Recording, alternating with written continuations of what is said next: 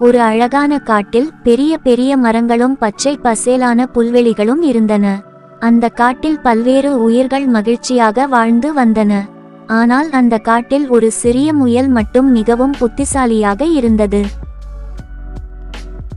ஒரு நாள் அந்த காட்டுக்கு ஒரு பேராசையான ஓநாய் வந்தது.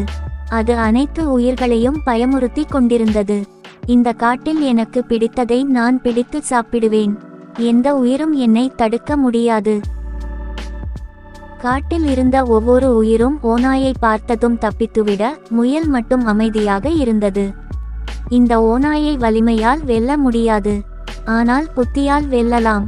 முயல் ஓநாயை பார்த்து ஓடிக்கொண்டு ஒரு பெரிய குகையின் அருகில் சென்றது. நீ என்னை விட மிகவும் வலுவானவன். இந்த பெரிய கல்லை அசைக்க முடியுமா? அசைத்தால் நான் உன்னிடம் ஒளிவிடுகிறேன். ஓநாய் கல்லை அசைக்க முழு வலிமையுடன் முயன்றது. ஆனால் அது நகரவே இல்லை. இது எவ்வளவு கஷ்டம்! நான் இப்படித்தானே வெல்ல வேண்டும். அதே நேரத்தில் முயல் நழுவி குகைக்குள் ஓடிவிட்டது. ஓநாய் இன்னும் கல்லை நகர்த்த முடியாமல் தவித்துக் கொண்டிருந்தது.